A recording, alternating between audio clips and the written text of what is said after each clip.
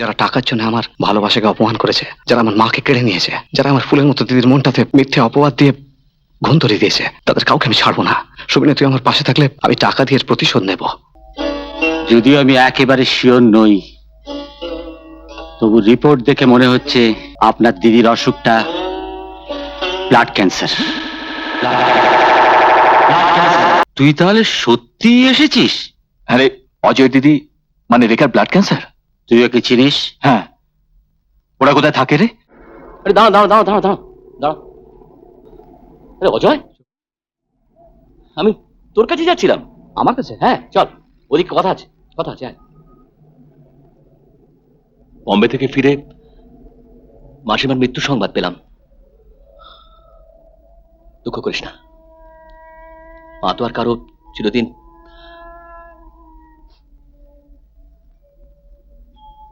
চল, তুই আমার সঙ্গে চল।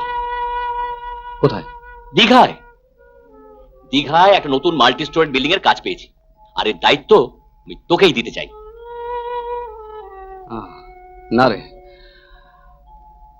বন্ধুদের চাকরি। আমরা যেন বন্ধু আছি, ভালোই আছি। চাকর আর মনিবের সম্পর্ক না। না না, চাকরি নয়, আজ থেকে তুই আমার বিজনেস পার্টনার। পার্টনার? হ্যাঁ রে, পার্টনার। চল চল চল চল। আচ্ছা, অজয় আর রেখাজি কোথায় বলতে পারেন? ওরা তো নেই, এখান থেকে চলে গেছে।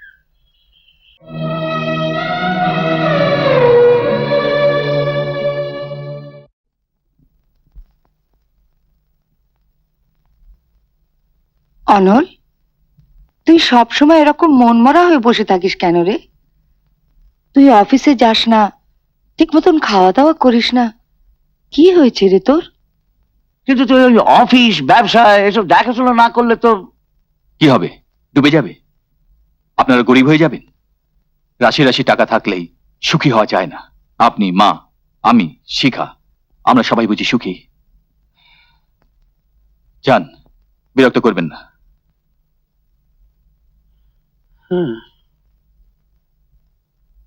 হ্যালো, আমি দীঘা থেকে শ্যামল বলছি। কেমন আছিস? ভালো। এখানে আমি ক্লিনিক খুলেছি।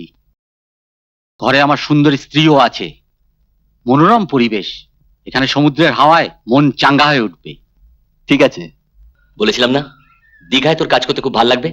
আর দেখ, তোকে কাছে পেয়ে তো দিদির মনটা কেমন ভালো হয়ে গেছে। যাকে কাজের কথা বল। কাজের কথা হলো, দুটো মাল্টিস্টোরি বিল্ডিং এর কাজ আমি শেষ করেছি। ওগুলো পজিশন তোকে বুঝিয়ে দিতে হবে। আর 3 নম্বরের কাজটা মনে হচ্ছে এই মাসের মধ্যে শেষ হয়ে যাবে।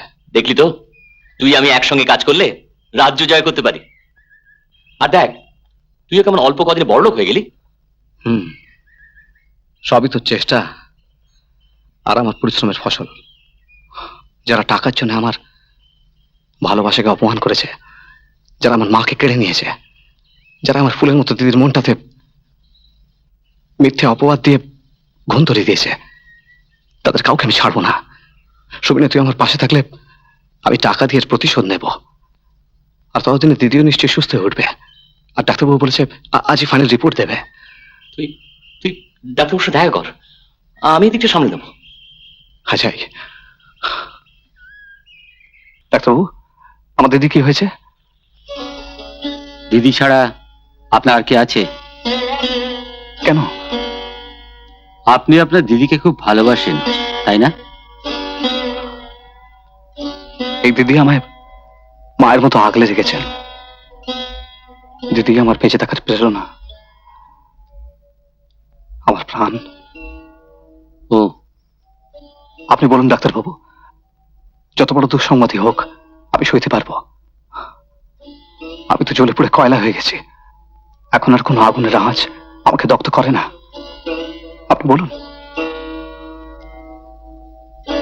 যদিও আমি একেবারে শিওর নই, তবু রিপোর্ট দেখে মনে হচ্ছে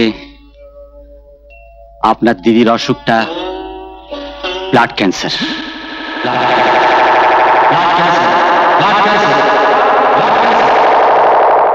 না না না, আমি একথা বিশ্বাস করি না।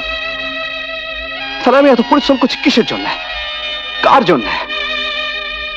ডাক্তারবাবু, আপনি ঠিক জানেন আমার দিদি ক্যান্সার হয়েছে? বলুন না। আমি আপনাকে একটা অনুরোধ করব, বলুন রাখবেন। আমার দিদি যেন তার এই অসুখের কথা না জানতে পারে, তার আমার দিদিটা এমনি মরে যাবে, সে দুঃখ আমি সইতে পারবো না। ডাক্তারবাবু প্লিজ। কিন্তু আপনার এই চোখের জল নিয়ে আপনার দিদির সামনে দাঁড়াবেন না। না না না না, আমি তো হাসতে হাসতে দিদির সামনে দাঁড়াবো। আমাকে দেখে দিদি কিছু বুঝতে পারবে না,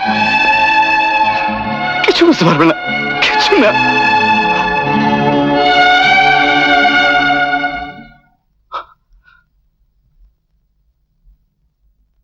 আরে তুই তাহলে সত্যি এসেছিস?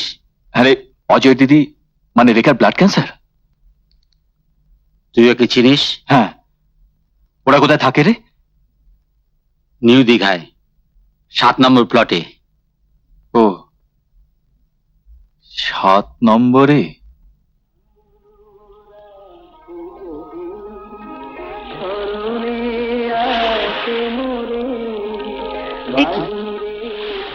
আপনি হঠাৎ এখানে কি মনে করে? রেখা, তুমি মেয়ে, তাই আমার মায়ের তা সব আঘাত অপমান সহ্য করে দূরে চলে এসেছো। তুমি আমার মনের কথা ভাবো না, আমার মাও বুঝতে চায় না। তুমি এখান থেকে চলে যাও অনল। অজয় এসে তোমাকে এখানে দেখতে পেলে আমাকে ভুল বুঝবে। তোমাকে ছেড়ে যেতে আমার মন চাইছে না, তবু যাচ্ছি, কাল আবার আসবো। কি হলো? আপনি যে কিছুই খাচ্ছেন না। প্রেমের রোগ ওষুধে সারে না অনল। আচ্ছা, দিন যতই যায় ভালোবাসা কি ততই গভীর হয়? যাকে এত ভালোবাসেন তাকে এতদিনে বিয়ে করেননি কেন? বিয়ে না করে বন্ধু আমার বুকের মাঝে প্রেমের আগুন জ্বালিয়ে রেখেছি। তুই কি একেবারে নিশ্চিত ওর ব্লাড ক্যান্সারই হয়েছে? না, তবে সিমটমগুলো দেখে তাই মনে হয়। ভেলুর থেকে রিপোর্টগুলো এলেই 100% কনফার্ম হওয়া যাবে। তবে ও এখন সবচেয়ে বেশি কি দরকার জানিস? একটু হাসি খুশি থাকা। শ্যামল, ডোন্ট ওয়ারি, সব ঠিক হয়ে যাবে। রেখা কেমন আছো? এখন শরীরটা কেমন লাগছে? ভালো। ডাক্তারবাবু, অজয় যেন সবকিছু জানতে না পারে, তাহলে খুব কষ্ট পাবে।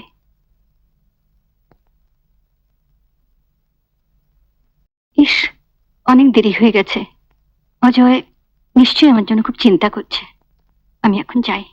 একা একা কতক্ষণ ঘরে বসে থাকা যায় বল? বাইরে গেলে মনটা একটু ভালো লাগে। শিখা এখানে থাকলে ওর সঙ্গে কথা বলতে পারতাম। জানা ভাই, ওকে বুঝিয়ে সুঝিয়ে নিয়ে আয় না। ও তো আমাদের ঘরের বউ। ওর নাম কোনোদিন মুখে আনবি না, কোনোদিন না।